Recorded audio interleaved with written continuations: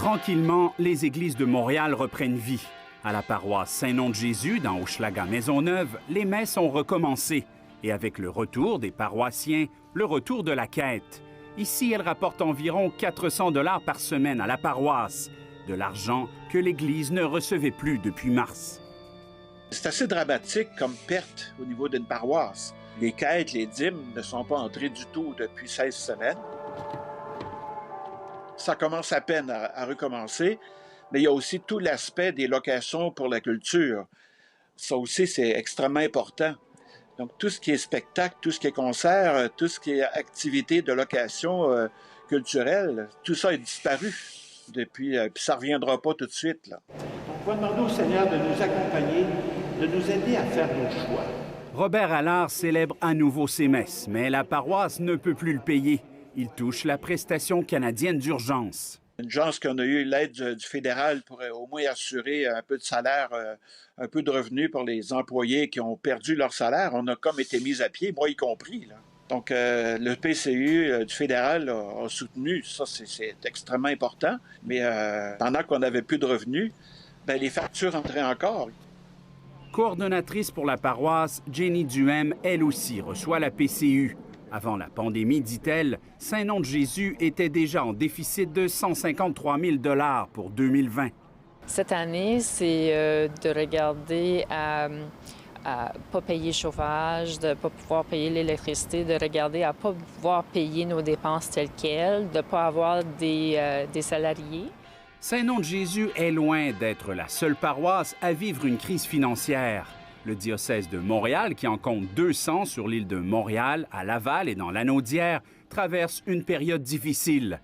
L'archevêque, Christian Lépine, estime qu'environ 400 employés reçoivent la PCU actuellement. Là où c'est plus difficile, c'est qu'il y a des paroisses qui étaient déjà fragilisées. Nous, on peut parler d'une quarantaine de paroisses quand même. En difficulté. Oui, en difficulté. Bien, souvent, c'est relié au milieu. Dans un milieu démuni, il y a plus de difficultés dans le sens que des fois, ils arrivent à leurs dépenses courantes, mais dès qu'il y a des travaux à faire, là, ils ne sont pas capables de les faire. Et des travaux à faire, il y en a. Plusieurs églises montréalaises sont en piteux état et de nombreux autres pourraient le devenir. L'église du Très-Saint-Nom-de-Jésus, par exemple, a des infiltrations d'eau importantes. Entre autres, les travaux sont évalués à 10 millions de $ sur 10 ans. Et comment vous allez faire pour payer ça? C'est ça la question. C'est d'avoir des mécènes, des donateurs. J'annonce donc, sans plus tarder... Québec annonçait le 20 juillet un investissement de 15 millions de $ d'ici 2021 pour restaurer le patrimoine religieux de la province. Toutes religions confondues, l'île de Montréal aura seulement droit à 2,5 millions, dit Monseigneur Lépine. On aurait 50 millions de dollars, là, puis on le placerait. Il y aurait des travaux pour 50 millions de dollars dans un parc, dans des églises, à peu près 200 églises, là, parce que, encore une fois, un toit, c'est 1 million. Fait que ça va assez vite.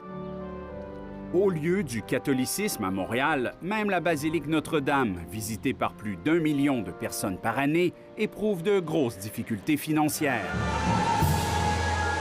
L'annulation du spectacle Son et Lumière Aura lui fait perdre beaucoup d'argent.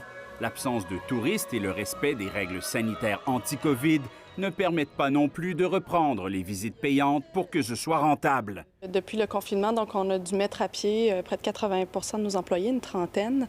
À l'heure actuelle, avec l'effondrement de la haute saison touristique, on anticipe des pertes de revenus pour 2020 de près de 12 millions de $. Pour nous, ces revenus sont absolument nécessaires pour préserver et restaurer le bâtiment historique. Un joyau patrimonial qui aura 200 ans en 2029 et qui, d'ici là, aura besoin de 30 millions de $ pour rester en bon état. La phase 1 des travaux est d'ailleurs commencée. J'ai commencé à faire un premier tour des élus politiques pour les sensibiliser à notre situation, demander l'aide du gouvernement dans la situation actuelle, parce que la crise accélère l'urgence d'agir et nos besoins financiers pour les travaux. Christian Lépine lance un appel à ses fidèles. Son Église a besoin d'argent. Mais ça demande vraiment un effort de solidarité. Il faut que les gens on invite les gens à se dire, oui, c'est vrai, ça fait 4 mois ou 5 mois, 4 mois, je ne vais pas à la messe, mais je veux aider ma paroisse, ou je veux aider mon Église, ou je veux aider la communauté. Il recherche aussi des partenaires pour des projets qui sauveront la structure de ces églises. Plusieurs, par exemple, ont déjà été convertis en appartements ou en centres communautaires. Le diocèse de Montréal en est là. Il n'avait certainement pas besoin de la COVID. Ici Jean-Sébastien Cloutier, Radio-Canada, Montréal.